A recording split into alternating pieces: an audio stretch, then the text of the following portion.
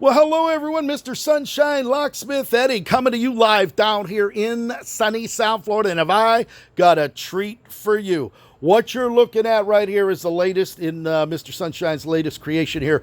My Sandblaster. This is an Econoline commercial grade mini blaster. This thing is heavy duty metal. I've always had a Sandblaster in my businesses up north, and I needed one down here, and I did a lot of research. The cheapest one you're going to find is at Home Depot or Harbor Freight. The Harbor Freight one, really thin metal, and you're going to be doing a lot of modifications to get it up to where you need it to be. But what we have right here, we're going to show you what's going on.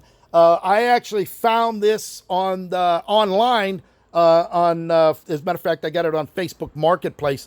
This particular unit runs anywhere from $850 up to $1,000. All right, it is a heavy-duty unit, thick metal, nice seals all the way around. You got a light up here. We're going to show you that. We have the outlet here. We have the gloves. We have the pencil blaster, and I have it filled with glass beads. It also has the pedal.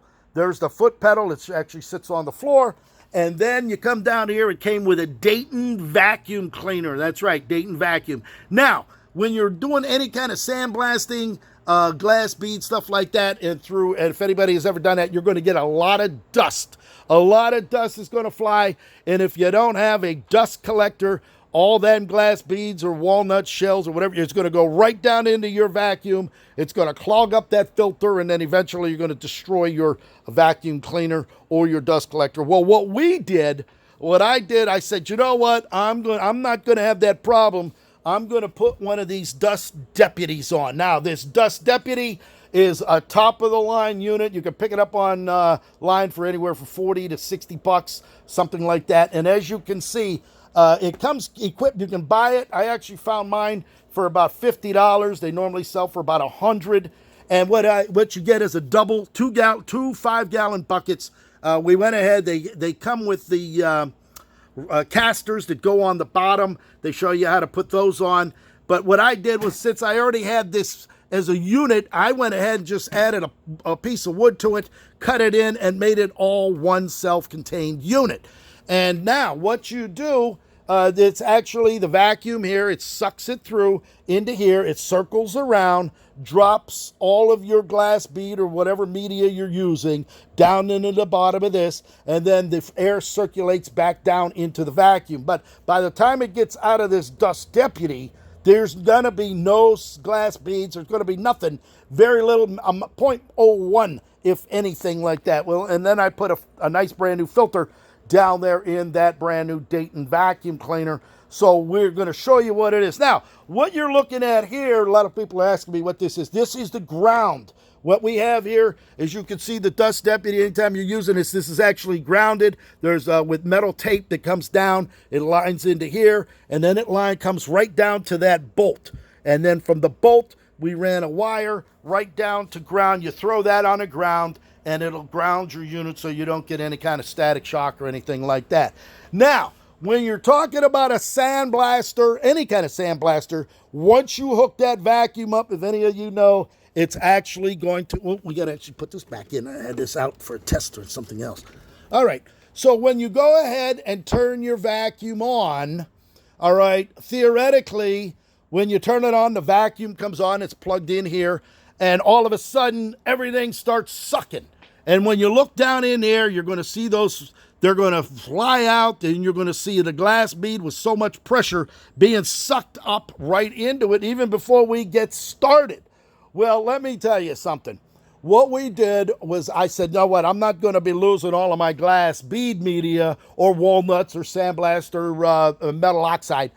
I went ahead and bought a dimmer. This is a dimmer. I actually found this at Home Depot.